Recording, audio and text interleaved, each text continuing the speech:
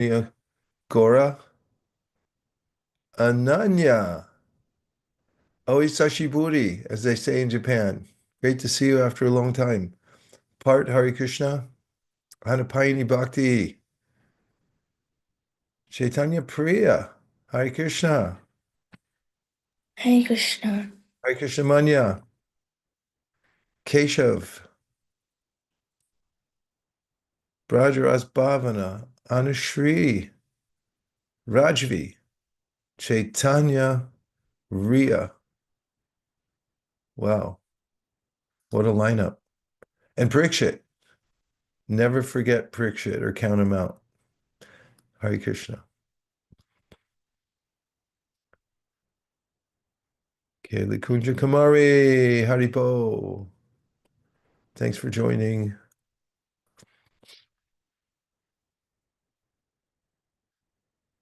Well, Brajaras Bhavana, probably tell us what we've won.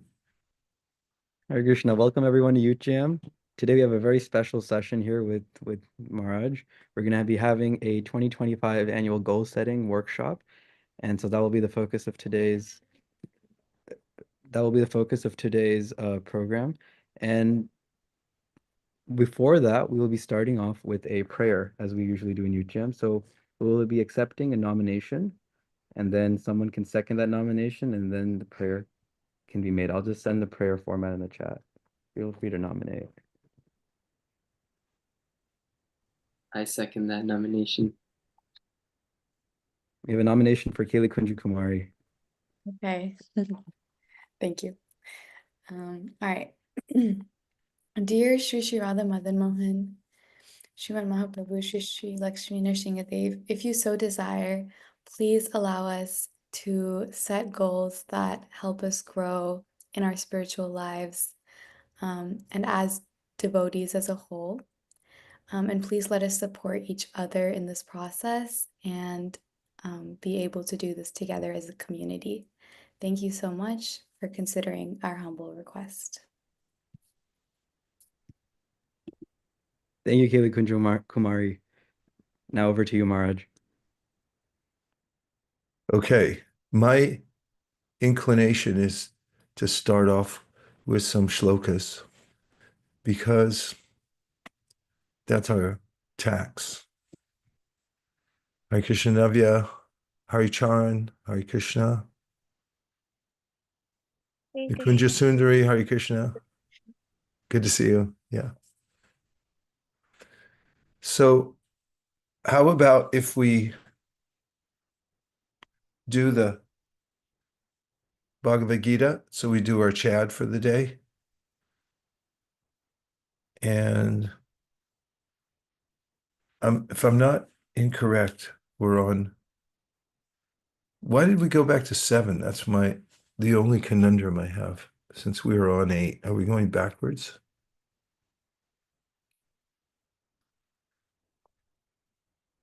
Anapayani, can you verify? Maybe just text Priya Kishori and say which chapter are we really on? We must be on a new chapter since it's the new year. Huh? I just checked the CHAD website and it looks like we're doing chapter 7 until April 16th. Really? But I can confirm with her about any Well, I'm potential. not going to argue with the website. Go. So let's do the English first this time. And you could sign up by raising your hand to read 3 verses each.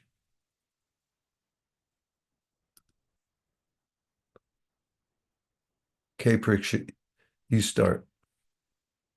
The Supreme Personality of Godhead said, Now hear, O son of Pritha, how by practicing yoga and full consciousness of me, with mind attached to me, you can know me in full, free from doubt.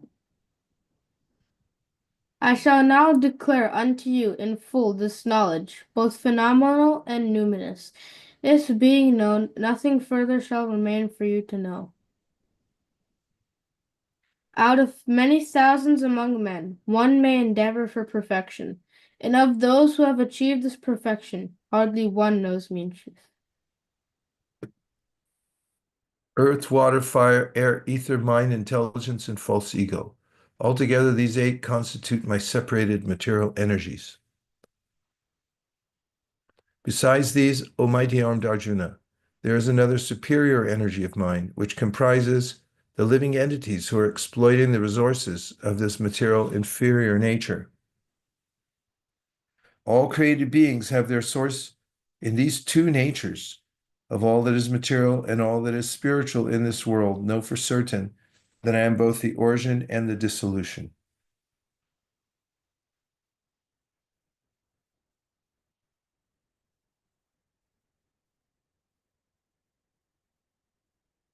Ari, I think you're up.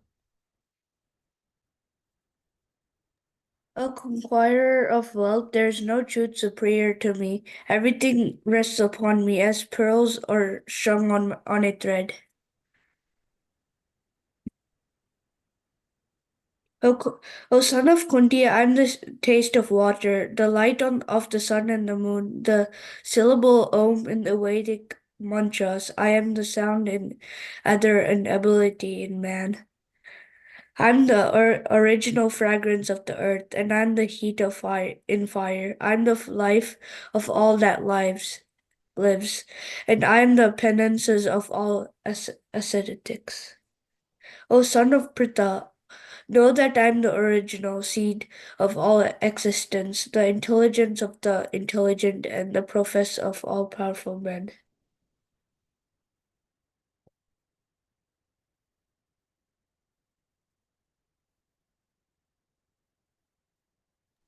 Navya, you can go ahead. The strength of the strong, devoid of passion and desire.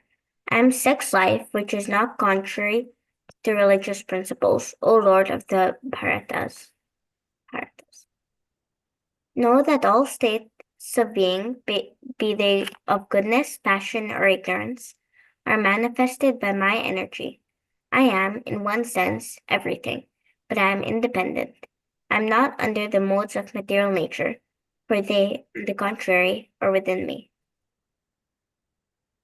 Deluded by the 3 modes, goodness, passion, and ignorance, the whole world does not know me, who am above the modes and inexhaustible. This divine energy of mine, consisting of the 3 modes of material nature, is difficult to overcome, but those who have surrendered unto me can easily cross beyond it.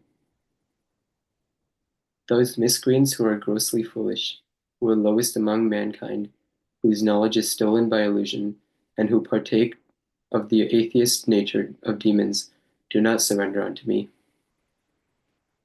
O best among the Paratas, 4 kinds of pious men begin to render devotional service unto me: the distressed, the desirer of wealth, the inquisitive, and he who is searching for knowledge of the Absolute.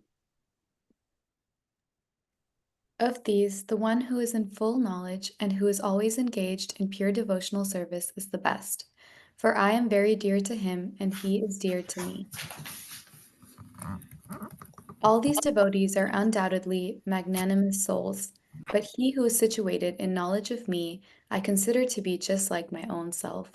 Being engaged in my transcendental service, he is sure to attain me, the highest and most perfect goal.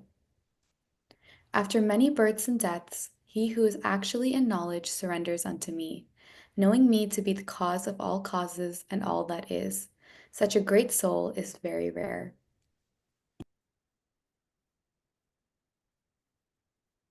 Those whose intelligence has been stolen by material desires surrender unto demigods and follow the particular rules and regulations of worship according to their own natures. I am in everyone's heart as a super soul. As soon as one desires to worship some demigod, I make his faith steady so that he can devote himself to that particular deity. Endowed with such a fate, he endeavors to worship a particular demigod and obtains his desires. But in actuality, these benefits are bestowed by me alone.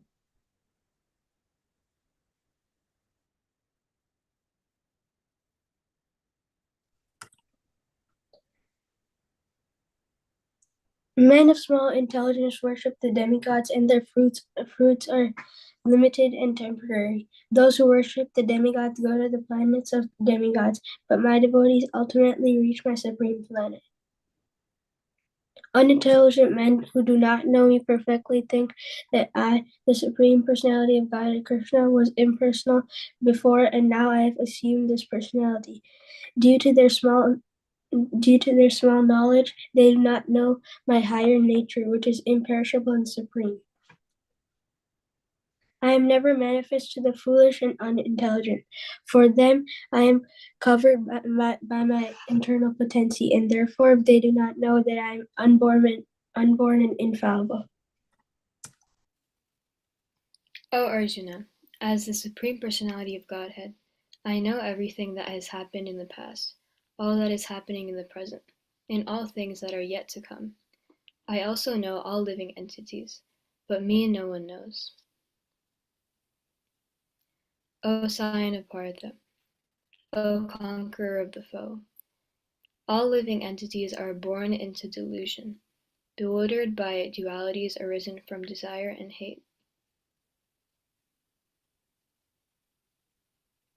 Persons who have acted piously in previous lives and in this life, and whose sinful actions are completely eradicated, are freed from the dualities of delusion, and they engage themselves in my service with determination.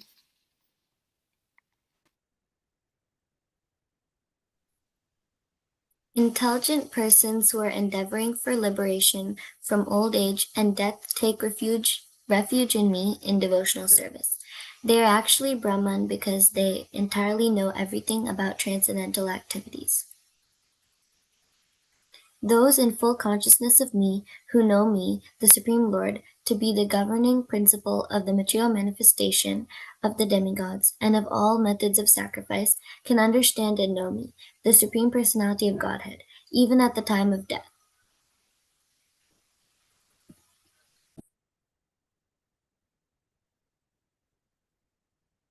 And now let's do the Sanskrit.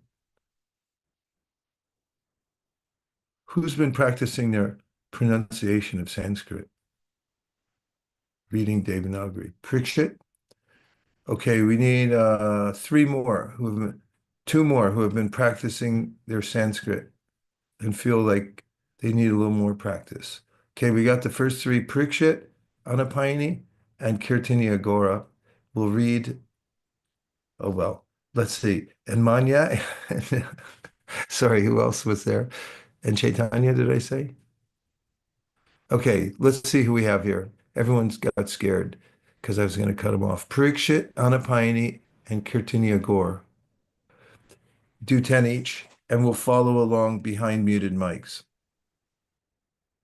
Go kind of slow and speak into the microphone so we can hear. Slower so we can all pronounce and follow you. श्रीभगवानुवाच मय्यासक्ता मनः पार्थ योगं युञ्जं मदाश्रयम् असंशयं समग्रं मां यथा ज्ञास्यसि तच्छृणु ज्ञानं तेऽहं सविज्ञानम् इदं वक्ष्यामशेषतः यज्ञात्वा नेऽभूः ज्ञातव्यम् अवशिष्यते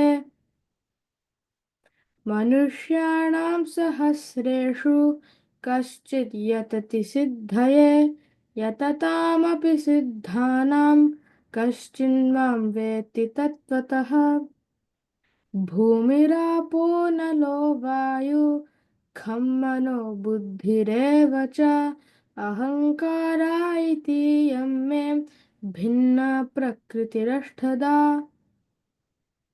अपरेयमितस्त्वन्यां प्रकृतिं विद्धि मे परां जीवभूतं महाबाहो ययेदं धार्यते जगत् एतद्योनीनि भूतानि सर्वानित्युपधारय अहं कृत्स्नस्य जगता प्रभवः प्रलयस्तथा तत्परतरं नान्यत् किञ्चिदस्ति धनञ्जय मयि सर्वम् इदं प्रोतं सूत्रे मणिगणा इव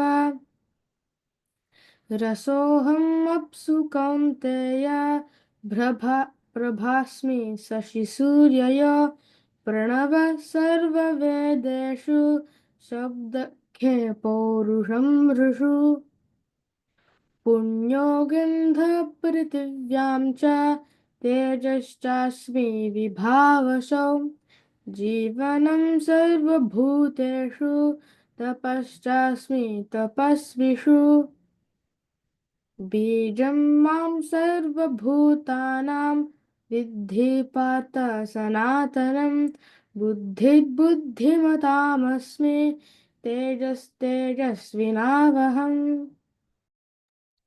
बलं बलवतं चाहं कामरागविवर्जितं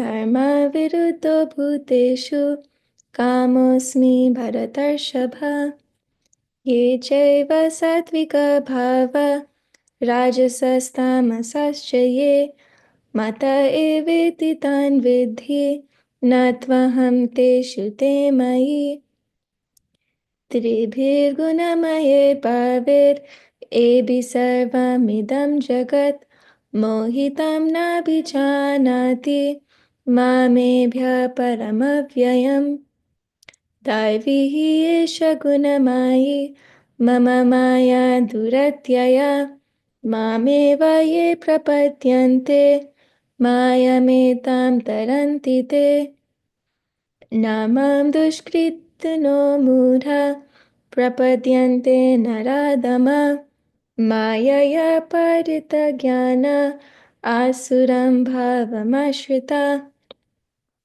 चतुर्विधा भजन्ते मां जना सुकृतिनोऽर्जुन अर्थो जिज्ञासुरर्थार्थी ज्ञानी च भरतर्षभा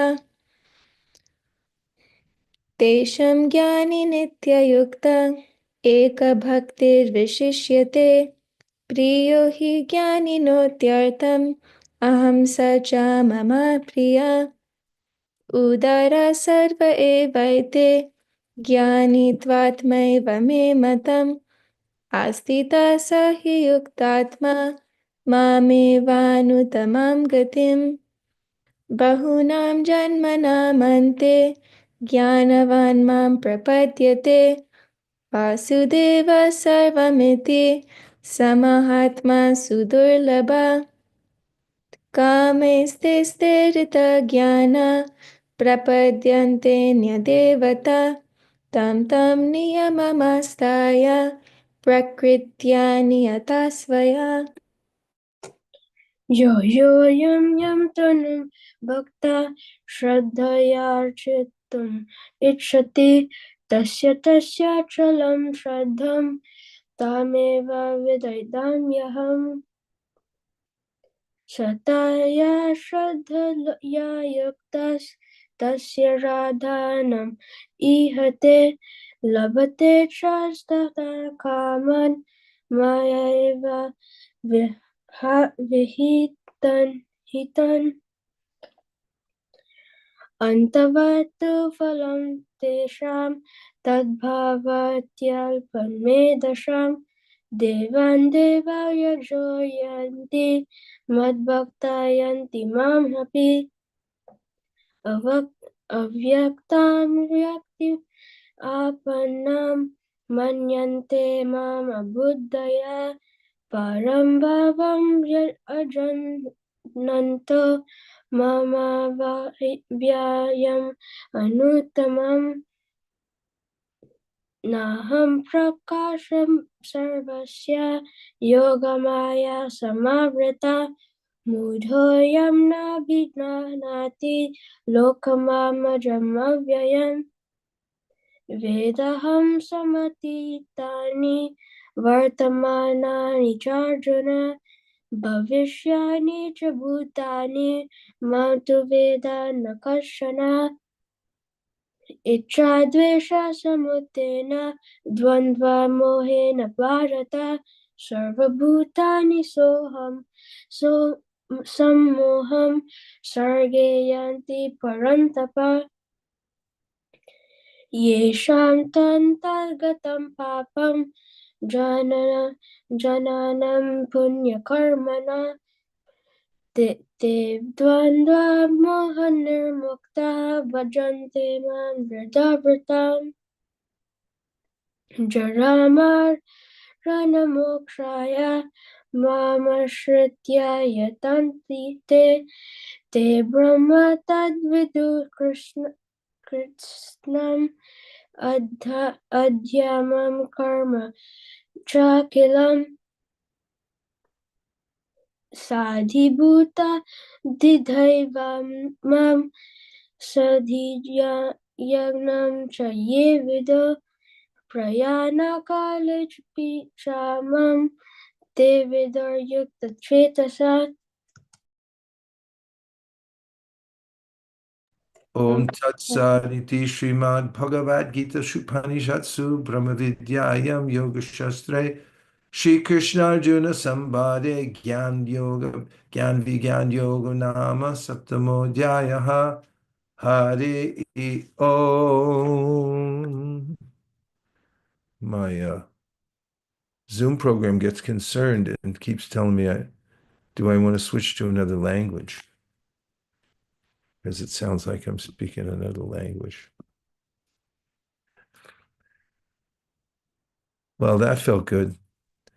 Good to do Chad every day, because that's what Chad means, right? Are there any Chad members here? We won't broadcast it to the whole world, but Anushri's a Chad member, Prikshit's a Chad member, Manya's a Chad member. We have several. Just means you have to chant a chapter a day. What do you think, Navya? Is that hard? On a scale of 1 to 10. Actually, tell me, how long do you think it takes to chant one chapter of Gita in Sanskrit, approximately? Average.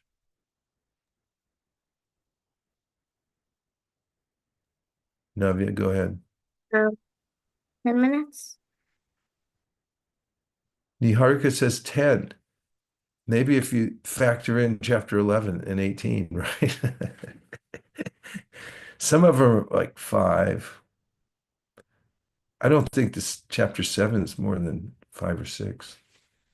Anyway, it doesn't take long, especially if you count 24 hours a day and then you say 10 minutes.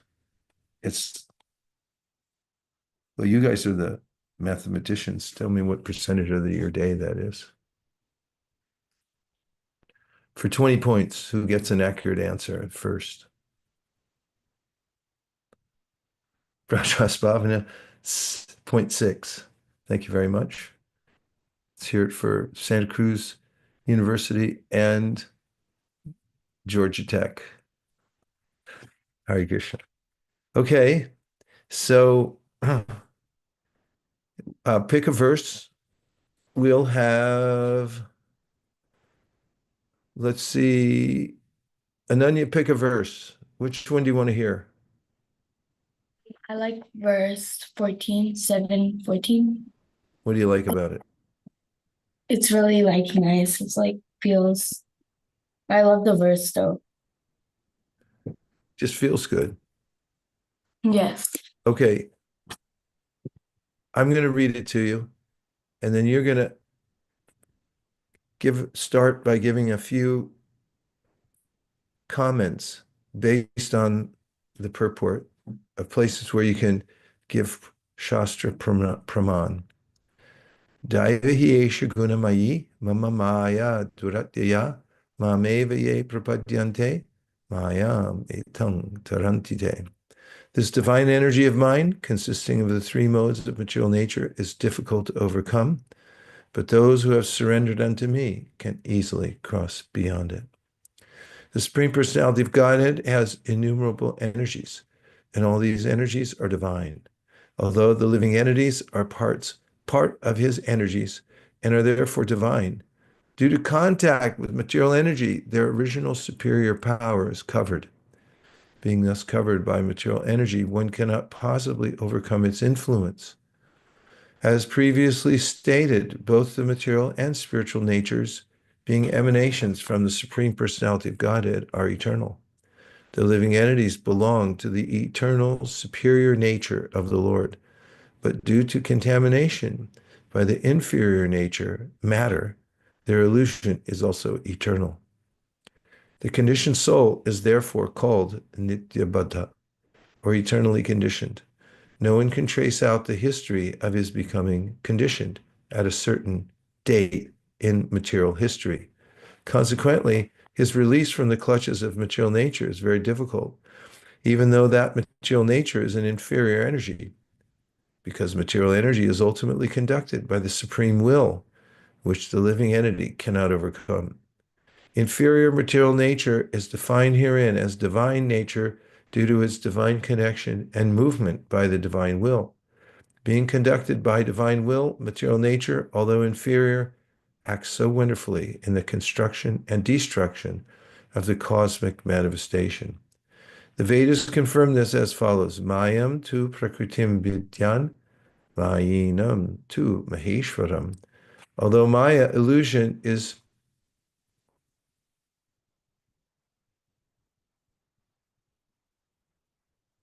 false or temporary, the background of Maya is the supreme magician, the personality of Godhead, who is Maheshwar, the supreme controller. Shvetashvataru Upanishad 410. Another meaning of guna is rope. It is to be understood that the conditioned soul is tightly tied by the ropes of illusion. A man bound by the hands and feet cannot free himself. He must be helped by a person who is unbound, because the bound cannot help the bound. The rescuer must be liberated. Therefore, only Lord Krishna or his bona fide representative, the spiritual master, can release the conditioned soul. Without such superior help, one cannot be freed from the bondage of material nature. Devotional service or Krishna consciousness can help one gain such release. Krishna, being the Lord of the illusory energy, can order this insurmountable energy to release the conditioned soul.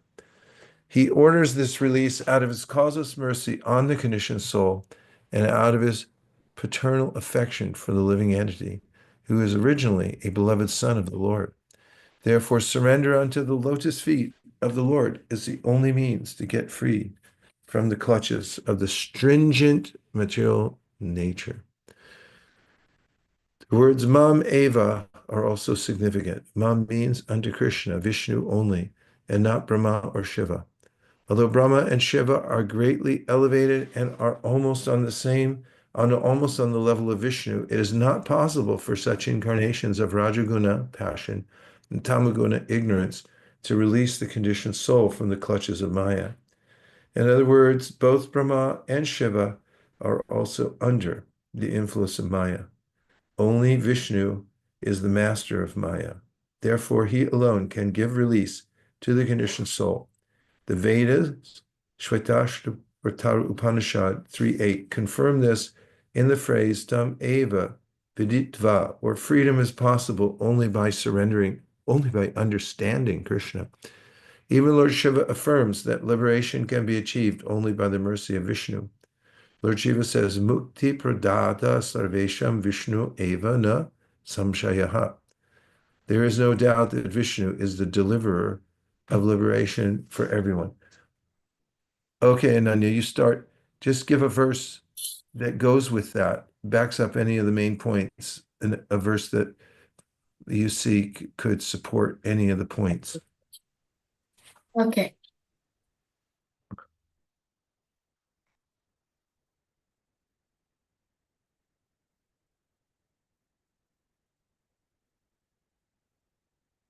Do you need to see it again? Yeah.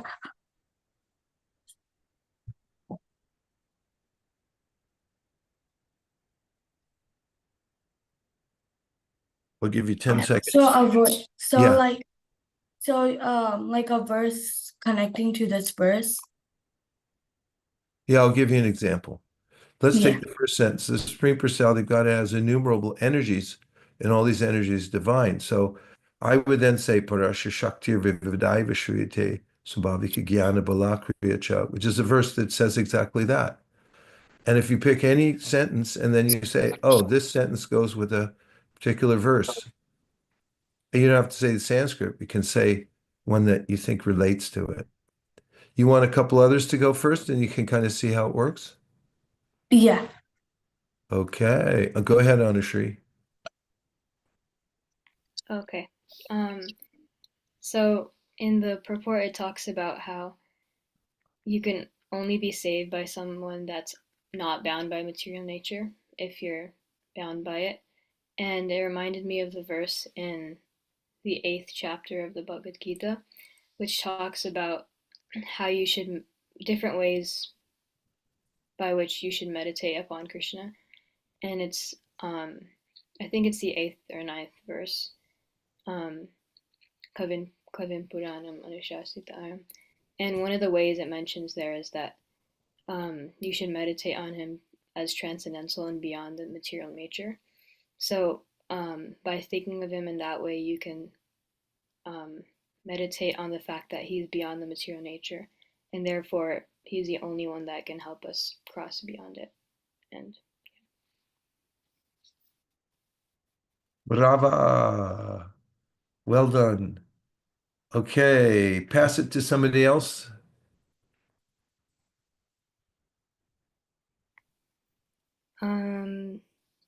Chaitanya. Hare Krishna. I also thought of the same line from the purport. Uh, a man bound by the hands and feet cannot free himself. He must be helped by a person who is unbound. I was thinking of the fourth chapter, 34th verse. Tadvidi pranipatena pariprashnena sevaya.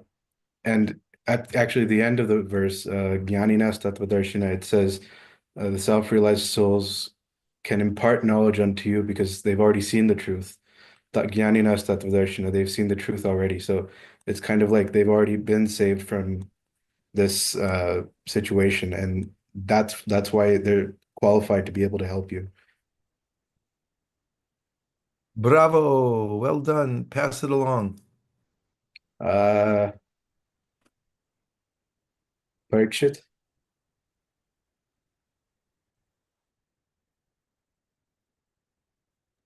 I was actually thinking of the same line as well. I didn't Get a have lot of verses out of that one line. You could do 50 of them, like in I the next 5 minutes. Go ahead, Parikshit. I didn't have an exact verse, but I remember from I think it was in the Doom Maharaj at Ultadanga, he was talking about how Bhaktisiddhanta Saraswati Thakur said, if a blind man leads another blind man, they'll both fall in the ditch. So that kind of goes against like you have to free yourself first before you can help another person. Otherwise, you won't be able to do anything. Okay, good recollection. Who do you want to pass it to? Uh,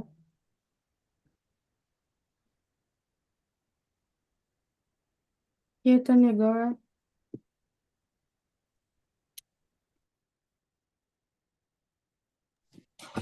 Uh, I wanted to go with the one of how like Krishna's like energy it's so powerful, like Maya's so powerful that like she I guess like it can be so distracting or like so hard to overcome, like Krishna's energy of his, which is like the Maya, and so it can be hard to overcome, and so you need to surrender unto him. But like I don't know a verse to like, but like How about if we suggest one? Maybe it sounds familiar. uh, What about Sarvadharman Parityaja? oh yeah, Sarva Dharman Pratyajam Mamekam Sharanam Vraja Aham Tam Sarva Papebhyo Mokshesharam. Um, Just read the translation. okay. Abandon all varieties of religion and just surrender unto me. I shall deliver you from all sinful reactions. Do not fear. Way to go, Kirtania Gora. Pass it along fast. Um,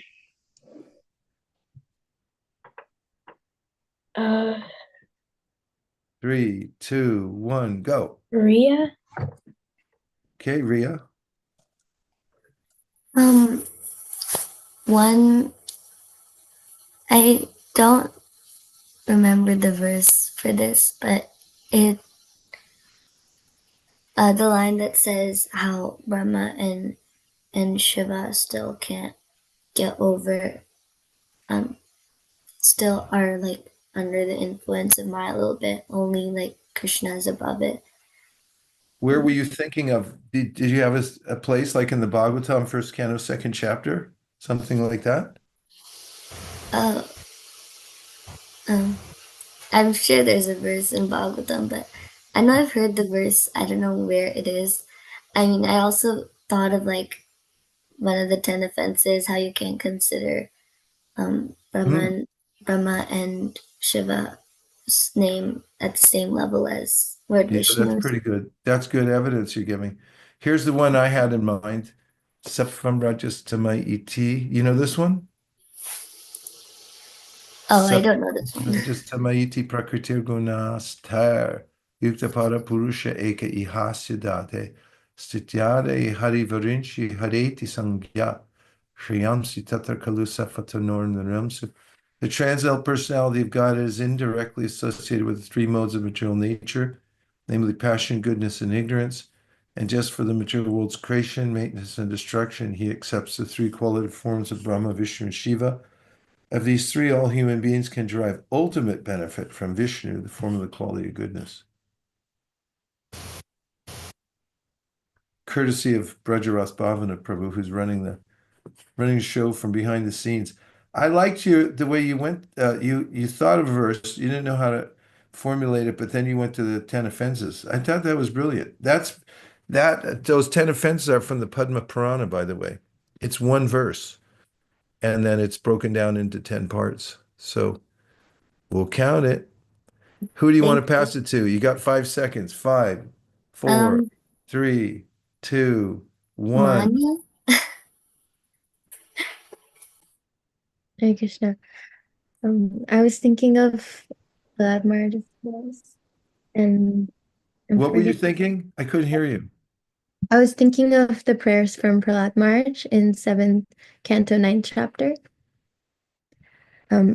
Specifically the verse Maya mana shrajati karma mayam baliya kalena chodita gunanumatena pumsha Nando mayam yada jayarpita shodasharam samsara chakram ajagoditare danya.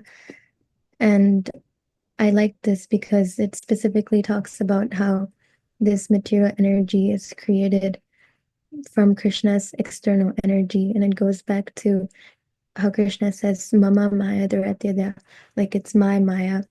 And in the end, I really like the question, who can get free from this entanglement unless he takes shelter at your lotus feet, which alluded to the translation of the 14th verse that we just looked at, how Maya is so strong, but if we take shelter of Krishna, then only can we cross beyond it. Way to go, Manya. You brought out a blockbuster verse from ones we learned a while back, but it's still fresh in your mind. That's pretty good. Okay, 5 seconds to pass it. 5, 4, 3, 2, 1. Rajvi?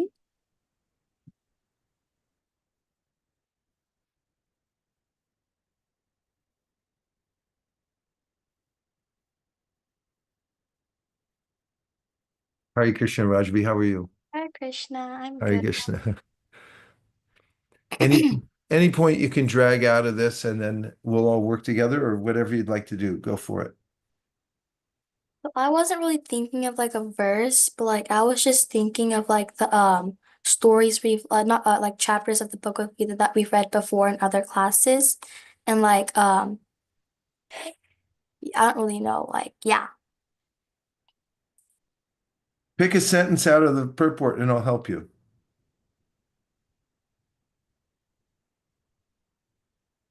As previously stated, both the material and spiritual natures covered by material energy cannot possibly wait. Yeah, as previously stated, both the material and spiritual natures behind being emanations from the Supreme Personality of God are eternal. Okay. How about from the Bhagavad Gita? Do you have any inkling? Do you have any philosophical thoughts or relation to anything? Doesn't have to be a verse, but let me see what you got first, and then I'll say something. Um, no, not really. I can't think of anything. Anybody else?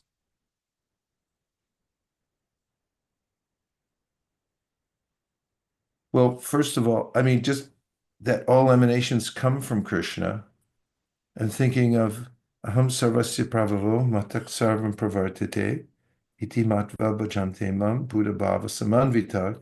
Krishna says all energies come from me. Uh, and in another verse, Yoga Maya Samavita, Krishna says, he mentions that his, do you have that one? Um, No, I'm just asking Braj. I'm sorry.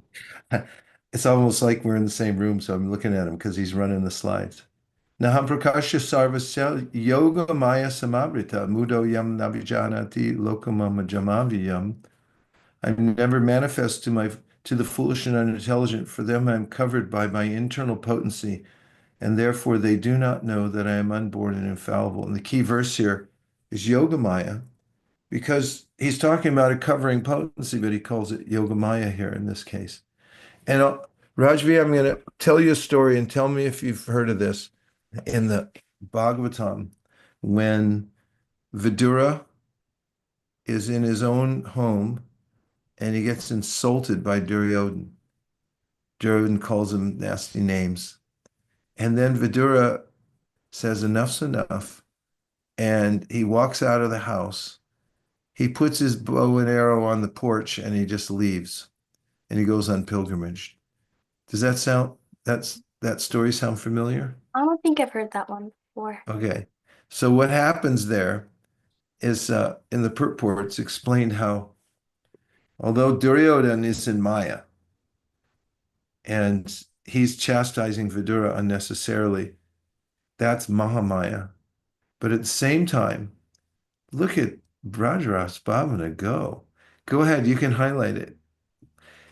At the same time, Vidura's desire to leave and go on pilgrimage is in here it is. He could not accept the sound advice of Vidura, but on the contrary, he insulted that great soul who was the well-wisher of his whole family.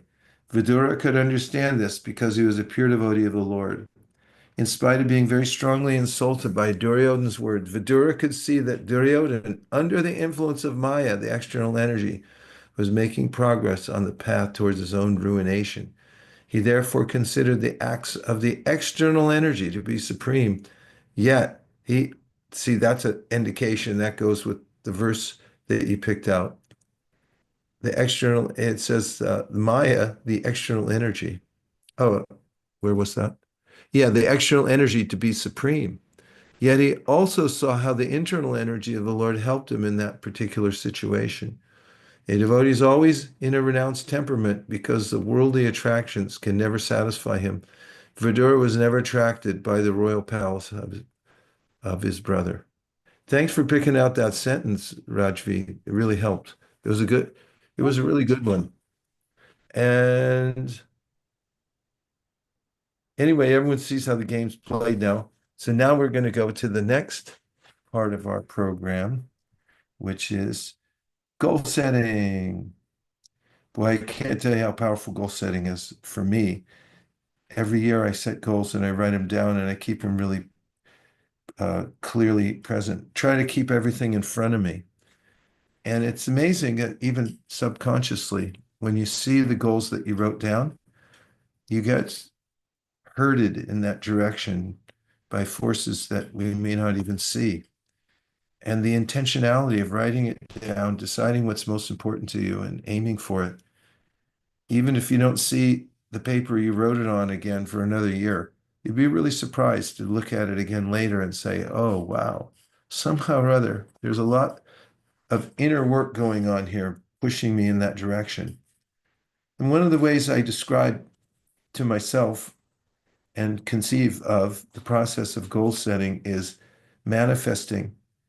And I would like you to tell me if this accurately describes the manifestation of the material world, and that is that it comes from subtle to gross. Starts subtly, but then it grossifies. What do you think, Niharika?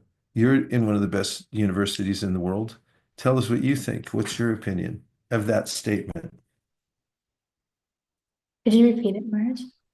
That everything manifests, including this universe, from subtle to gross. Then it starts in a subtle way, but then it grossifies. Do you think that's a good description of how the material world becomes manifest? Yes, I think so. Um, I think like in a goal setting sense, like when you have things that are always like on your mind, or if you just even think about them once, it'll constantly like be something you want to do and make time for in your lives. Ah, I like that. Can you give a verse? There is one, by the way, in the second chapter. Starts with a D. And that D word means to meditate or to contemplate. Is the word dhyan? Dhyayato. Dhyayato vishayam punsam. So yes, it is. The root word is dhyan. So dhyayato vishayam punsam sangaste shupajayate, which describes exactly what you just said.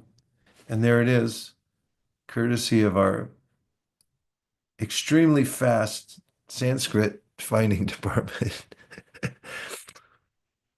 While contemplating the object, the sense of the person develops attachment for them, attachment lust develops, and from lust, anger arises. There's a chain of events or consequence. Yeah, and I was also thinking particularly about the material world. It starts from a subtle energy that's neutral, and then it gets agitated by the glance of Vishnu. And then from that subtle energy, it becomes, it telescopes outwardly, and there's a coagulation by the power of the Lord's energies, three modes of material nature, and then we have all the forms in the world. And so they start on a subtle level, and then they become manifest in a more gross form. And I won't say tangible because even subtle energy is tangible, just like we have a mind. That's tangible, right? And let me look up what the word tangible means.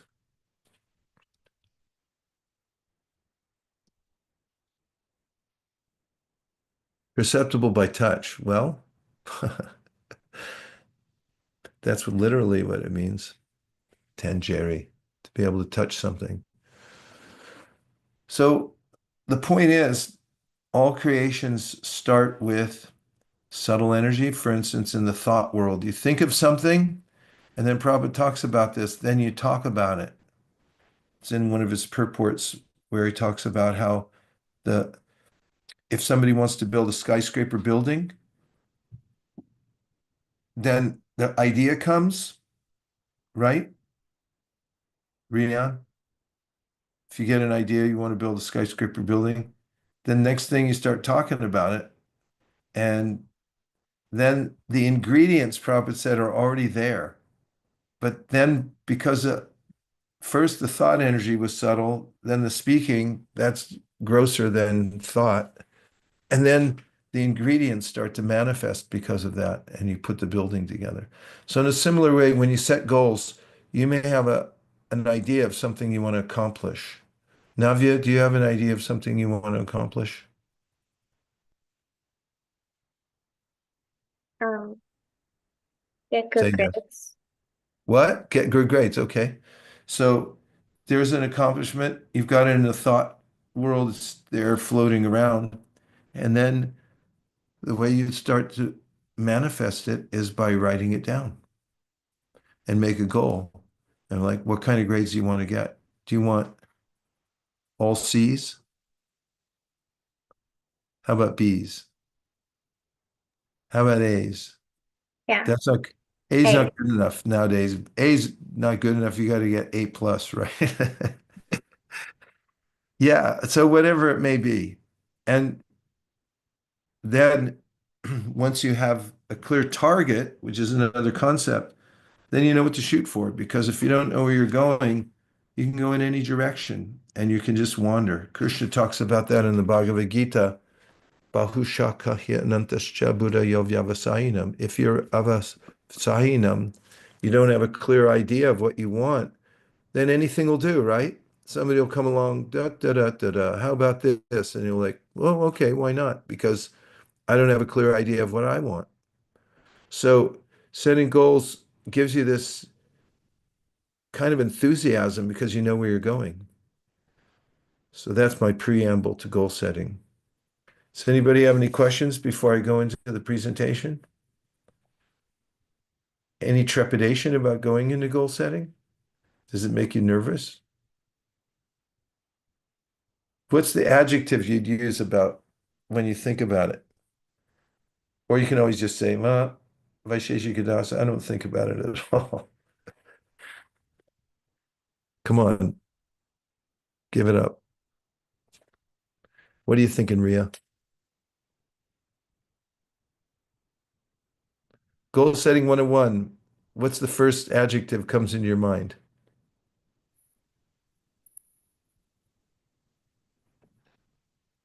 Mm, Anapani put apprehensive. Ria, what do you got? Consistency. Okay. Keshav said right. Niharika said seek. These are verbs, by the way. Clarity. Brajaraspa, I'm going to put clarity. Okay. Change. Yeah. Challenging. All righty. Well, I see we're all over the place with this. Let's get started. So today I'd like to give a shout out to our producer, sponsor, Bhaktin Manya, who put the deck together in lightning fast speed. All he did was dump a bunch of notes on her and she put this together really nicely. Actually, I dumped him on Brajaras Bhavana and he shot him over to Bhaktin Manya and she put it together. So here's your workshop for today, Kirtania Agora and everybody else. And Kirtania, why don't you read this, please? Disturbance is due to what to want of disturbance is due to want of an ultimate goal, and when one is certain that Krishna is the enjoyer, proprietor, and friend of everyone and everything, then one can, with a steady mind, bring about peace. So Prabhupada was very practical. He gave practical advice. In fact, before he left, and he knew he was perhaps leaving, and he, according to one of the devotees, who's a god brother, obviously, who was near Prabhupada before he left, he asked several people and several times, he asked this question, it will go on, and he was talking about a movement he started. So in one of those cases that's documented, he asked Giriraj Maharaj, he said, how will the movement go on when I leave? And Giriraj Swami says, as long as we are sincere and chant our rounds and follow regular principles, it will go on. And Prabhupada said, by intelligence and organization. So one of the aspects that Prabhupada emphasized was something very practical. Intelligence and organization has to do with, well, I should say, let me say it like this. Goal setting is a part of organization and intelligence. It's using your intelligence to prioritize things. So now, how about some examples of how Srila Prabhupada set goals? 3 examples. Feel free to share. Sharing means caring. Where do you imagine or where can you point to that Prabhupada set goals? Ria, Um, I I remember when there's one pastime where like the devotees were like trying to publish Chaitanya Charitamrita, and they like gave like a really long like wait time to get it finished, and then Prabhupada's like Srila Prabhupada said I think he wanted it printed out in like 3 months or something. So that's how he was like really clear with his goals, and when they stayed like determined, they were able to complete it. Oh, 2 months. that's a great example. That was the printing of the Chaitanya Charitamrita. Circa 1975 at Venice Beach. Prabhupada had called all the GBCs to come there from all over the world. And then he had told the manager of the BBT that he wanted all the manuscripts published as soon as possible. And the manager, Rameshwar, had said, we can put out a book every 2 months. And Prabhupada said, I want all the books in 2 months. And then Rameshwar said, that's impossible. And then Prabhupada turned around and said, impossible is a word used in a fool's dictionary.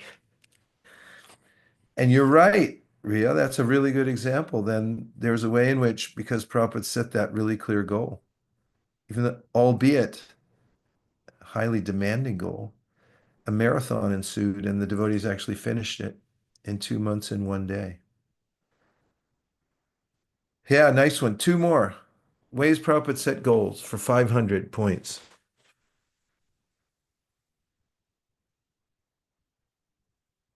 Anapayani Bhakti. Another goal he set is the number of temples that would be created in different parts of the world. Yeah, can you point to any specific instance where you heard that? Not really, but I know he did so. Well, one that I can think of is Several Prabhupada had mentioned it in the context of an astrologer telling him that he would later in life he would establish 108 temples, and he did. Okay, Navya, what do you got? When when the devotees were doing book distribution, Prabhupada, they were doing a lot of book distribution, more than we're doing now, I think. And Prabhupada said to double it. And the Hey, way to devotees go, were really Navya. surprised. Yeah, and there's a lot more than that too. When I did research for my book called Our Family Business, I read so many letters because I was tracing Prabhupada's instructions and how he made them at different points. And he had to make a deal with Dainippon. That's the printer in Japan, where he finally started printing his books because he got a better price and better quality, cheap and best. And so at that time, to make the deal, he had to guarantee Dainippon that they would publish at least 1 million Back to Godhead magazines with them every year in order for Prabhupada to get a good deal on printing his books. So then he started giving out quotas to the devotees in different places of how many hundreds of thousands of Back to Godheads they had to distribute. How would you like that to get a quota, Saki Vrinda? What if somebody gave you a quota, you had to do 100,000 Back to Godhead magazines in Sacramento next month? I'm trying to see if she's smiling or not. There she. Okay, good. You could I do would it, find right? it, What would yeah, you do? I would find it. Oh, sorry, Mirage, were you going to say Yeah, something? after you. Yeah, go I ahead. would find it kind of challenging, but I would find it exciting um to do and to spread the Sankirtan movement more and more. Aha, that's a good adjective, excited. When you have a goal, then life becomes exciting because how are you going to do it? You have to pray to the Lord, and that's exactly what happened during Prabhupada's time. He was always setting these goals, and that's why everyone felt excited. In fact, I'll tell you a secret. It's an open secret, but it's in the Veda base. When Prabhupada wrote a letter to Karundar, he was one of the early GBCs, really expert person. Prabhupada recognized his great talents. And he had told him in a letter, gave him some of the principles of management. And one of the principles was, he said, you should always create a fresh goal so the devotees will want to rise up and meet it. You should always create a fresh goal so devotees will want to rise up and meet it. That's what makes a community go. If you don't have any goal to go for, you're trying to move to the next level, then it just becomes a plateau, and that's boring, right? And in our personal lives, if you're on a plateau, don't you hate plateaus? Say yes. No, you don't have to say yes. I hate them. I don't like to plateau out. I like what's the next thing? What can I learn more? And how can I do better? How can I refine? And you don't have to do it all at once, but at least if I know I'm working towards that, then life feels worth living. Working towards a worthy goal. It's kind of exciting. Yeah, definitely. Wow, great examples. Thanks. Was somebody else had their hand up and they put it down because we were talking? Or did you have one more? How Prabhupada set goals? I mean, really, there's a lot of early documents before Prabhupada even came to America where he set goals for starting a society where he'd be able to train people to become brahmanas. It's there in the Hare, Veda base. Yes, Vishaka? Hare Krishna Yeah, Maharaj, Dandavad Pranams. So one instance which comes to my mind is when Prabhupada had to write the light of Bhagavata and send it to Japan, and he had set goals for how he can reach the president to get the permission and all. that's right. Definitely. Hare Krishna. Everything Prabhupada was doing was time bound. Okay, so Prabhupada set goals, and here's some reasons why one should set goals. Because your mind needs a target. I alluded to that earlier, that if you don't know where you're going, any road will take you there. And I quoted the verse, Vyavasayatmika Bhudir Eke Hakurunandana. That's Krishna saying you should have a goal for your mind. Priorities. If you don't know where you're going, any road will take you there. Persistence. When you know how long you have to do something, you can persist in doing it. So when you set goals and you make them time bound, example I like to give, anybody here like to do push-ups? Is it your favorite thing? Parikshit smiling. Okay. Push-ups. Ryan likes them. So if I just say do as many as you Favorite thing. can, what? It's my favorite thing to do, I especially thought baseball was your favorite thing to do. like before games, like to warm up. Okay, before baseball games.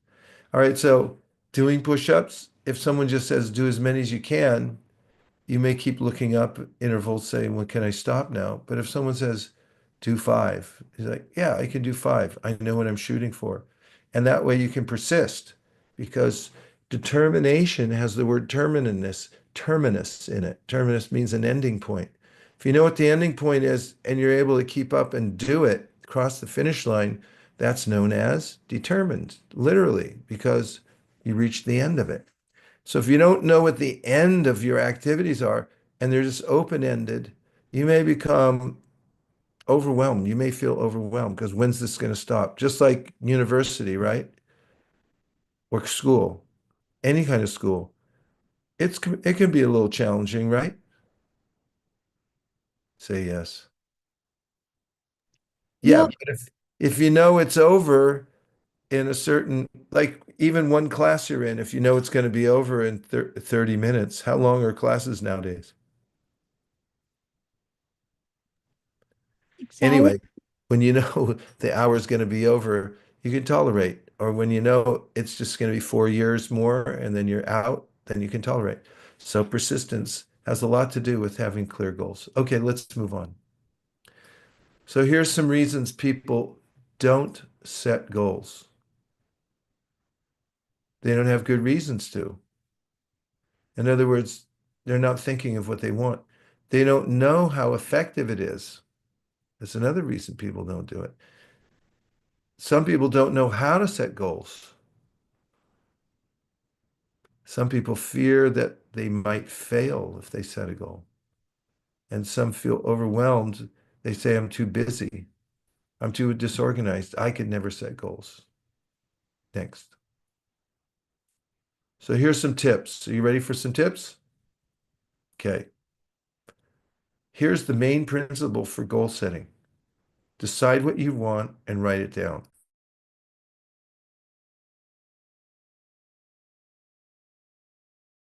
What happens with this is your desire, your thought, what you want, that's very subtle.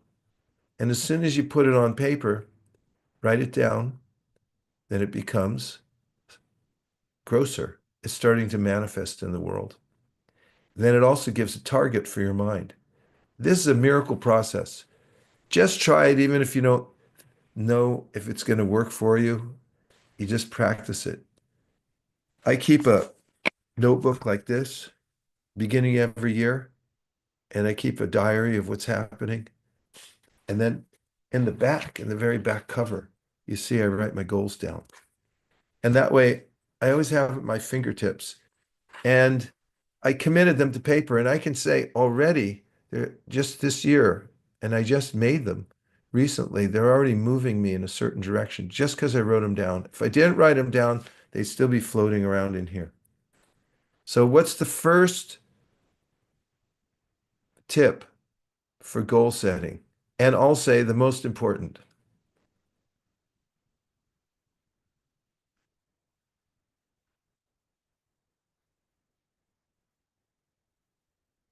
That's a real question. Okay, write it down. Okay, number two,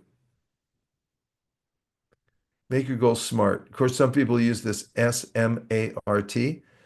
Be very specific when you set goals. Say exactly, like if someone says, okay, I want to lose weight, you say, I lose 10 pounds, not I just want to lose weight, because it has to be specific and measurable. It has to be a way to measure it. For instance, somebody who wanted to lose 10 pounds, they have to get a scale and a starting point. You write it down, you can measure it, then you see where you are in 2 months. It has to be attainable.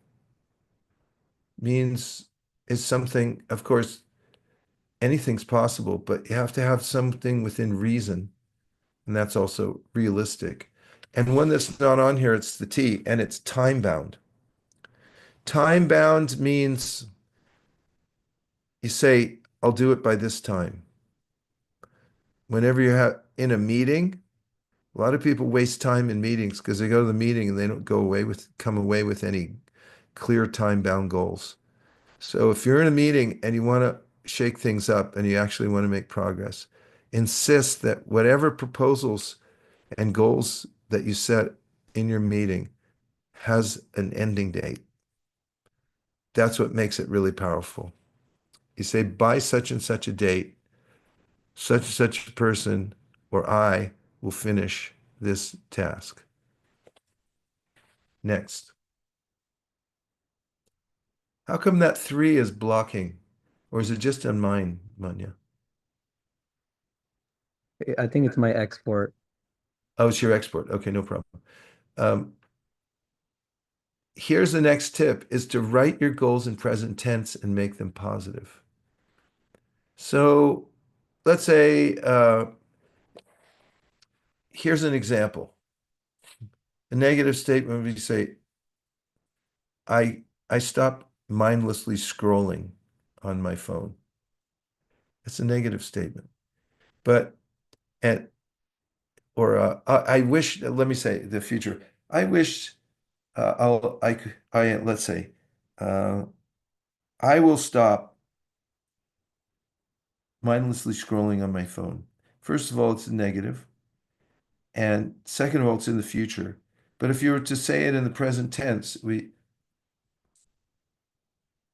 I focus my attention on what's most important to me at every moment. You could also add, and I avoid distracting situations like scrolling. And you see, I've put it in the present tense. When you say it in the present tense, it's as if you're doing it right now and not something you're going to attain in the future. And there's a way in which it gives your mind this extra impetus in the present tense. It's like an order you put in, like a code you put into the computer. It's already in there. The code's there. It's I focus my attention, I invest my attention on what's most beneficial to me at every moment. Next is break your large goals into smaller tasks. I'll give this example and then see if you can give a couple of examples. One of the ways that I was able to feel less intimidated by reading the whole Srimad Bhagavatam was to count all the pages and then figure out how many pages I had to read each day to finish it in a certain amount of time. And once I did that, I was much more encouraged to read every day because I knew I was going to finish at a certain date. Can you think of a goal in your life that seems really big that you could break down into smaller pieces?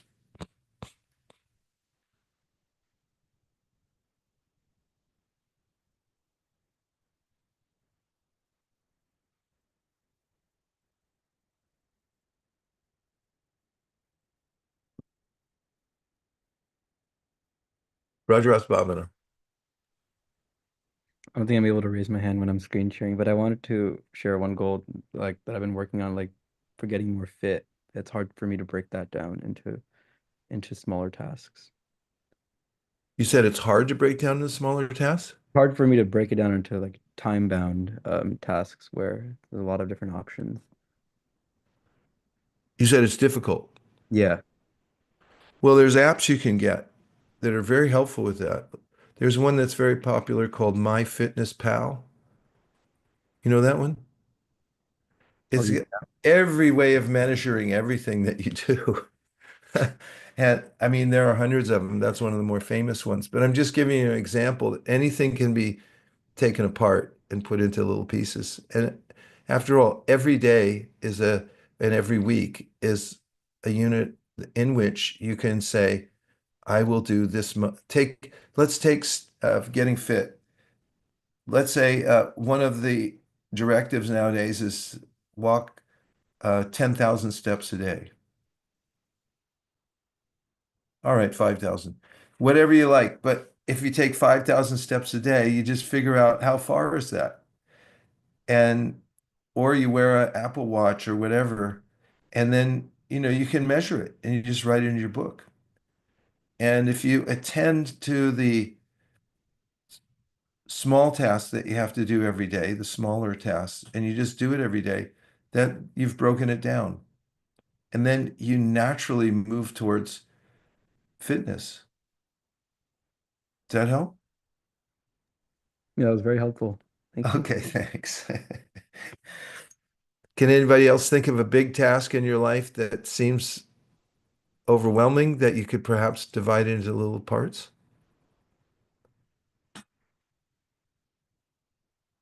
Just give me one more. I'm going to pull out my sign. Oh, okay. Go ahead, Manya.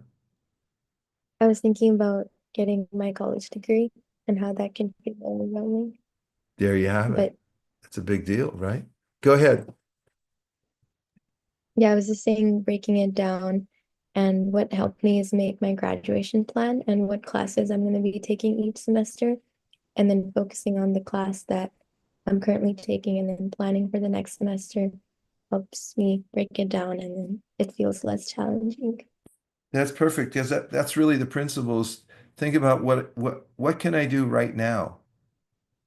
Like if I have to clean up my room, I have to tidy up my room, right? So then you say, okay, let me break it into small parts. I see something, one thing that I can pick up. I'm going to do that. You can't do it all at once. If you think I have to clean my whole room, then it becomes overwhelming. But if you think I could put that notebook away, I know where it goes. Just do that. That's one thing. And then if you see something else that's out of place, find a place for it. And just one thing after another. Okay. Because I've talked so much today, there's very little time, so I'm going to keep moving. Number 5, excuse me. Make your list of goals visible and renew it often. This is very helpful.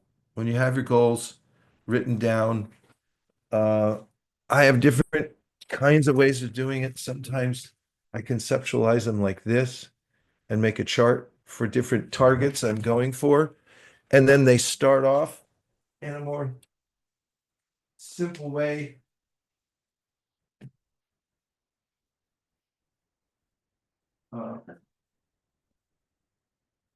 Using things like these aren't goals per se, but there's things I'm working on. But these are nice. I like to keep them in my room because then you can peel off a sheet and stick it on the wall, and then you have it visible. I already took pictures of the ones I wrote my goals on, so I have them on my phone. And I also write them at the back of my notebook. As I mentioned before, like there's always white pages at the back. I'm trying not to hold it up too long because somebody will make a photograph. So anyway, I keep them in here, and then as soon as I review them, I start getting encouraged because, as I said, there's a couple of them that I thought seemed kind of overwhelming and I didn't know where to start. But since I wrote them down, there's some little gear that runs in your head. Super Soul's moving it. And they just said, here, do this, do that. And you move towards your goal. So make your goals visible. Have them somewhere where you can review them. Put them on the wall, make a chart, put them in the back of your notebook. And as soon as you reach a goal, it's nice to celebrate it. You could mark it off. You give yourself a little time to go for a walk and think about how grateful you are for Krishna giving you the intelligence and the resources how to reach your goal. Celebrate your progress. Then if you have to adjust your goal, maybe upwards or downwards, in order to keep it smart, realistic, do that. Now here comes the categories. Brajaras Brahmana, you mentioned health. And then Manya, you mentioned academic, which would, if there were just four of them here, we'd throw in under professional. Then there's spiritual goals. Niharika, what about spiritual goals?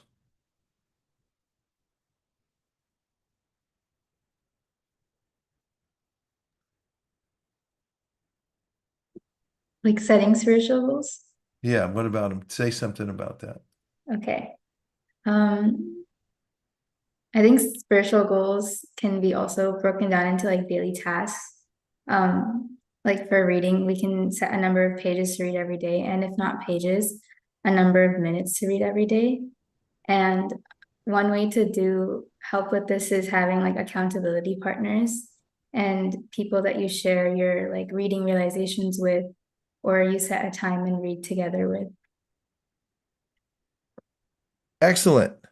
And let me just point something out. Here's my bead bag. Exhibit A, bead bag. Exhibit B, what's this? Counter. Otherwise known as a goal-keeping device. Rather primitive. It's just little beads you pull down, but that's a goal-setting device. And setting spiritual goals is exactly what the Goswamis did. It's in the song by Srinivasacharya where he said, Sankhya Purvakana Magana Nati Kala Vasani Krito, right? Does anybody know what that means?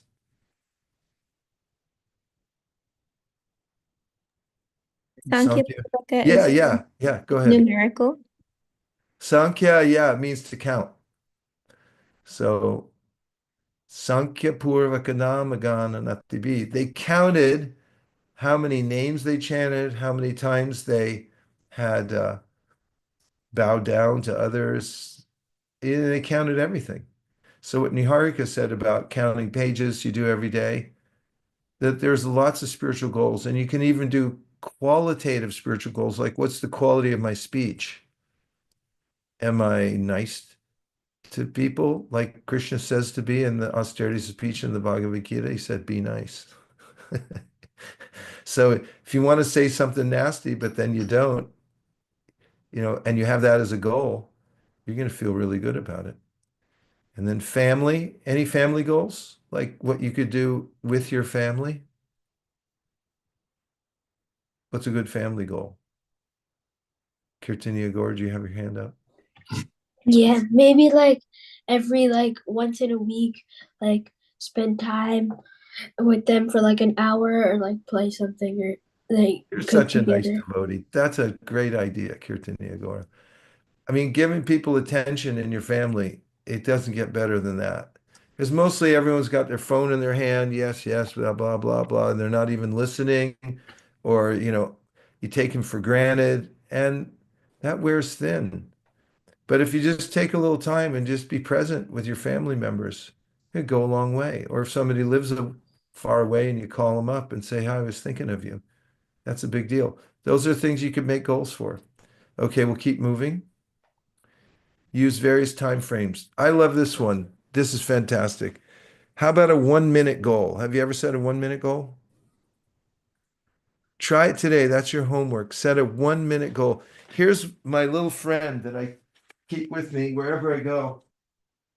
In fact, I have one in my carry-on luggage, and I also keep one on my desk. This is a countdown timer. This particular one is made by Yoon Bolt. It's from Yugoslavia or something like that. It's a it's a little device. You move forward the indicator, and then it counts backwards, and it just gives 4 beeps when it's done.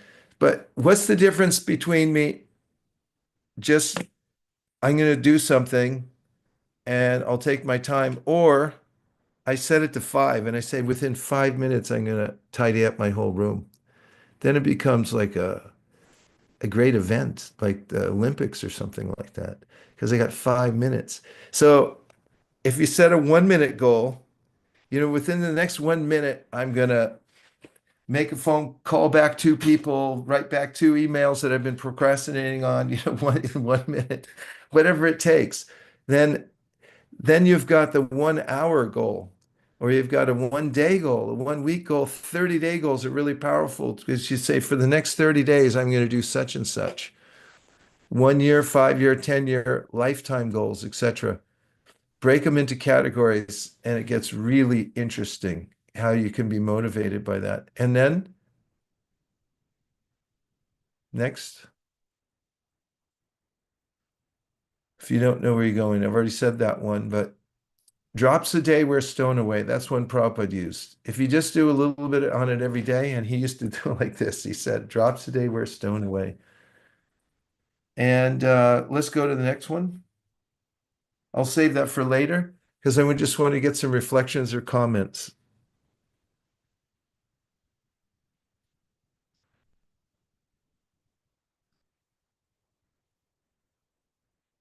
Oh, or questions.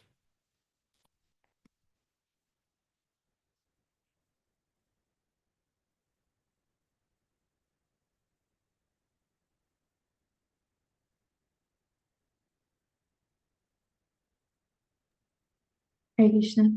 Yeah. I really resonated with what you said about like keeping your goals accessible and in front of you, because in previous years I've seen like I've tended to forget about them. So this year I decided to make like a vision board, and I made it like a wallpaper option for my phone. So I have it here. Oh, fantastic. Yes. I love that. That's great. That's kind of what this thing is here. These are all the areas in my life where I'm working on a particular uh, pointed project with goals, and then it has the little offshoots from it and stuff. I actually have a much bigger one on my wall. It's poster size. That way, at a glance, I can see like what are all my projects? What am I doing? Right. Yeah, thanks, Niharika. Fantastic. Who else?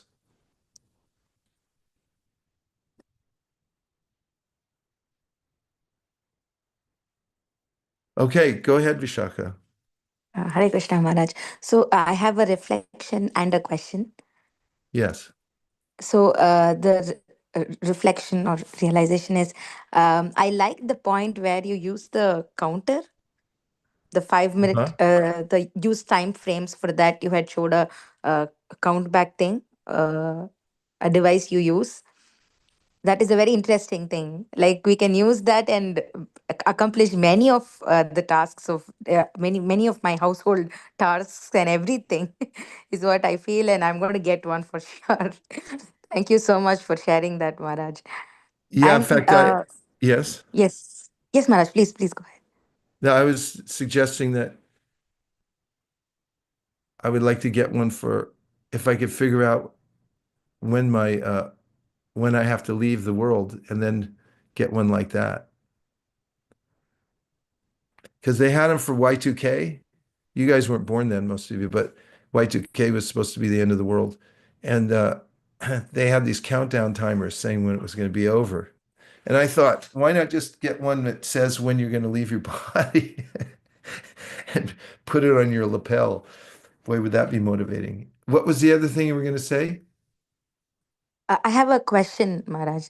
Yeah. So what happens is I set goals, and the idea of placing it before so that it's visible is all of it I've tried. But then what happens is I lose enthusiasm after say 1 week or 1 month.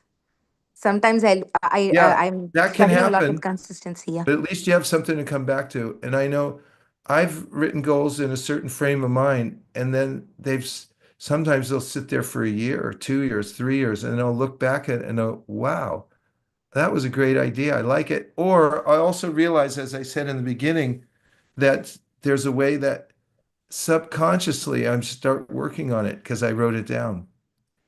And so you don't have to worry too much. Just do your Yes, best. Maharaj. Okay, Yes, Parikshit. Maharaj. Thank you so much. I had a reflection.